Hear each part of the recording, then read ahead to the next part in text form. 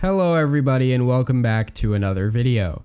Today we're going to take an early look at the 2022 Senate map and how the results of the 2020 general election could sway things in either direction. Now unfortunately there is no website or software available for me to use to show you this map quite yet, so instead I'll have to use MapChart to display just the map itself. But I will be doing my best to update you all on the count of each party's senators throughout the video.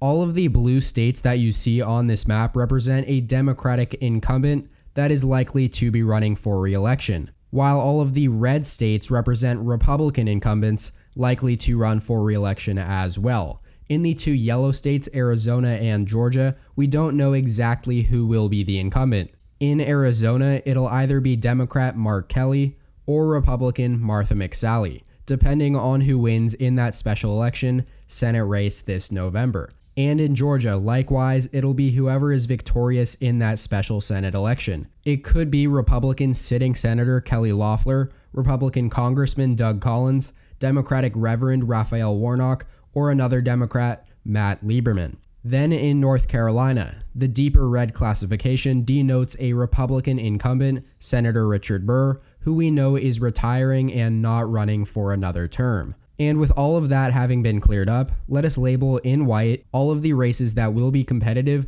no matter what happens in the 2020 general election.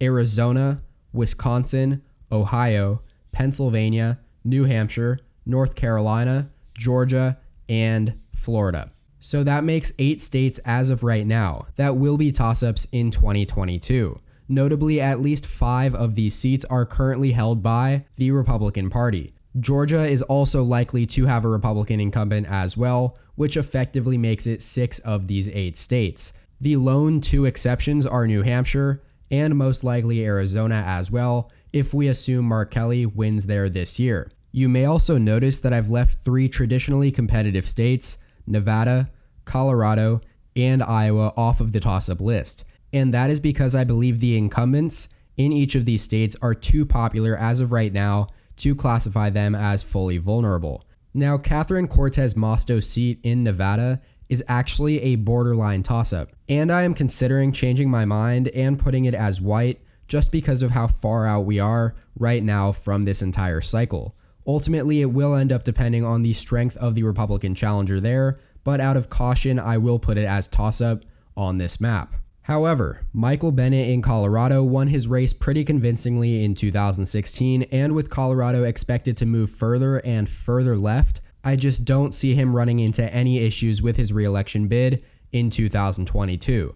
And in Iowa, President Pro Temp of the Senate, Chuck Grassley, if he decides to run for re-election once again, will win by a very comfortable margin, no matter who the Democrats run against him. In fact, he hasn't received less than 60% of the vote since his first race back in 1980. And so now you're probably asking, where does that leave the actual count of senators for either party? Well, going into these elections, if we are operating under the assumption that everything goes as expected this November, as in Democrats win in Arizona, Colorado, North Carolina, and Maine, while Republicans win in Montana, Iowa, and both Georgia races, well then there would be a split Senate. Democrats and Republicans would hold 50 seats each, and that means that each party would only need to flip 1 seat for control in 2022. However, there will be 21 Republicans up for re-election and only 13 Democrats. So the Democrats will have technically 37 seats to the Republicans' 29 going into Election Day. And then, if we assume that all of the states not in white as of right now on this map go to each respective party, we end up with 47 Democrats and 44 Republicans.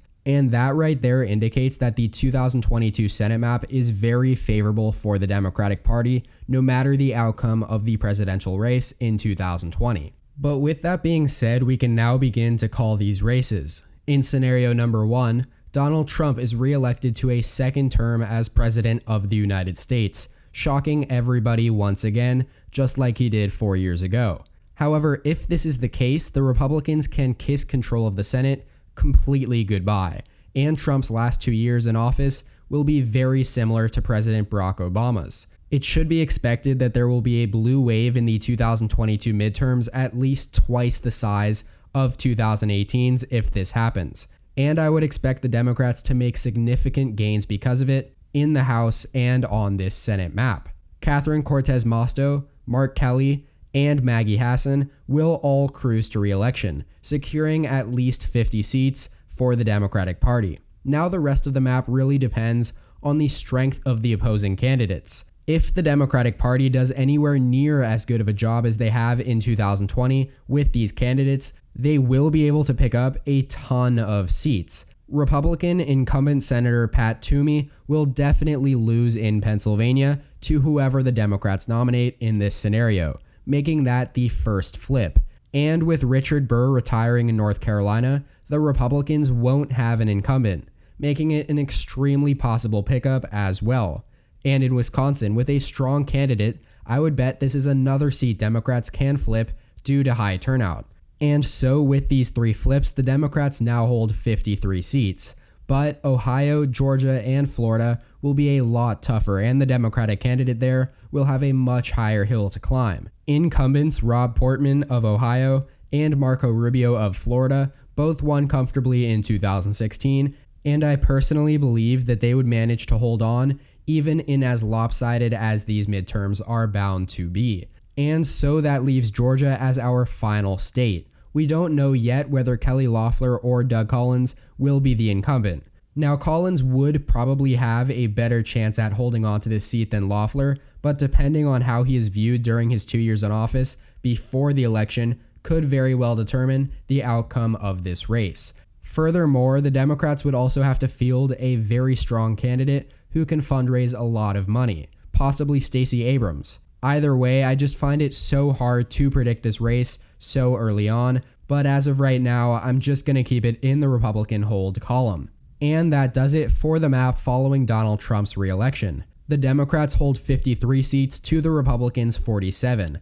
And honestly, I think 53 seats and just 3 flips is probably the worst they could do in this scenario, as they are far more likely to do better than this than any worse. But anyways, now let's discuss if Joe Biden is elected the 46th president this November. Looking at 2010, the first midterms after Barack Obama's election, this is a good reference point, because the Republicans picked up 6 seats, cutting the Democrats' lead to 53 to 47. And it is certainly possible that we see the same kind of backlash towards Joe Biden's presidency from Republican voters as we did in 2010. Democrats themselves aren't very likely to be anywhere near as motivated as they would be if Trump was still president, and that could ultimately hurt them pretty badly. Ohio, Georgia, and Florida would all stay in the Republican column as they did in the previous scenario. And looking back in 2010,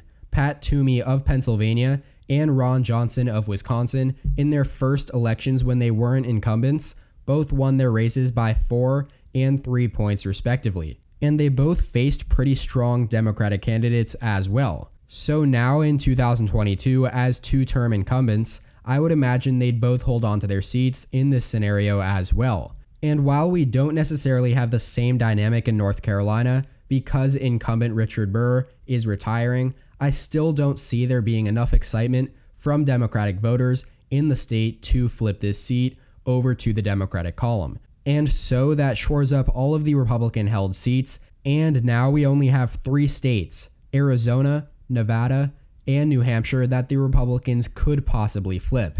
And of those 3, I would have to say that New Hampshire is the likeliest. Former Governor and now Senator Maggie Hassan flipped the seat into the Democratic column by just a little over 1,000 votes in 2016, an extremely narrow margin. But that being said, it is very possible that the sitting Republican governor, Chris Sununu of New Hampshire, challenges Hassan in 2022, and I bet that he could actually win. Now, if Trump were to win again, there would be no chance of this happening. But in these midterms after Biden is elected president, the Republicans will be energized like never before, and I would say that that'd be enough to flip the seat back to where it was pre-2016. And so, with just that one flip, the Republicans would take control at 51 seats, Conveniently, they would not need to win in Arizona and Nevada, where I simultaneously don't think they actually could. But even then, the Democrats would hold only 49 seats to the Republicans' 51. So yeah, let me know what you guys think in the comments section down below. The 2022 midterms are bound to be extremely interesting no matter what happens in 2020. But that does it for today's video. I hope you all enjoyed. If you did, please make sure to like the video down below and subscribe if you haven't already. Check out more content from my channel here on your screen as well. Thanks so much for watching, and tune in next time. EP out.